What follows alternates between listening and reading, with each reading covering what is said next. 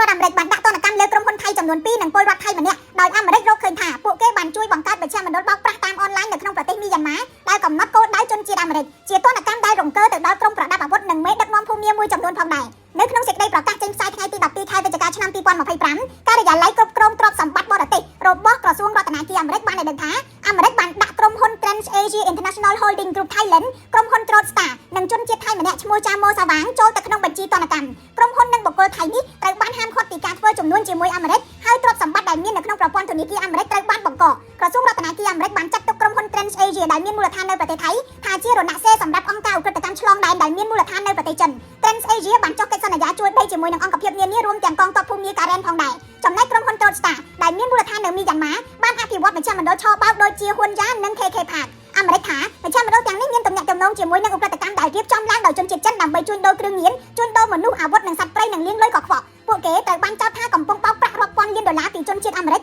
ដោយថាវិការមួយចំណែកត្រូវបានផ្ដល់ទៅឲ្យក្រុមប្រដាប់អាវុធភូមិក្រសួងរដ្ឋាភិបាលអាមេរិកបានដាក់ទណ្ឌកម្មមេដឹកនាំ4នាក់របស់កងកម្លាំងការ៉ែនពីបទគាំទ្រមជ្ឈមណ្ឌលបោកប្រាស់តាមអ៊ីនធឺណិតទាំងនេះនិងរំលោភបំពានទៅលើសិទ្ធិកម្មករ